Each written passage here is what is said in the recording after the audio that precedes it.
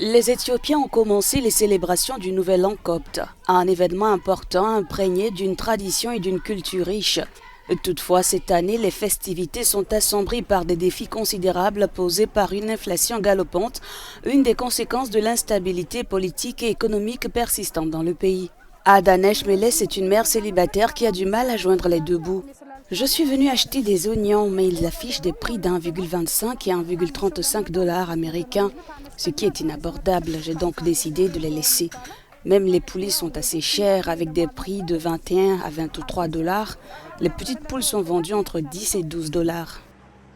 Presque 2 ans après avoir demandé une restructuration de sa dette, aucune avancée. La dette extérieure de l'Éthiopie culmine à plus de 27 milliards de dollars et est désormais classée en risque élevé de surendettement. Konstantinos Béré est un économiste. Il explique les causes profondes de cette inflation. L'Éthiopie vit actuellement une économie de guerre et dans une économie de guerre, les produits de base ont tendance à être rares. Le nombre de personnes dans le secteur productif diminue d'autant plus que les zones de conflit sont exclues de la production.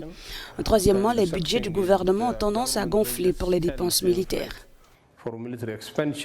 Pour cet expert, le déséquilibre entre les exportations et les importations de produits de base associés aux conflits en cours dans le pays sont les principaux facteurs qui contribuent aux difficultés économiques.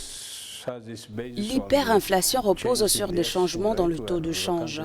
Alors que le pays importe pour plus de 20 milliards de dollars de marchandises et de services, il n'exporte que très peu de produits.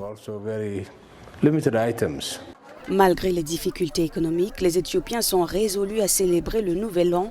La ville est animée par les danses traditionnelles, les spectacles et les rassemblements communautaires qui témoignent de la résilience du peuple éthiopien.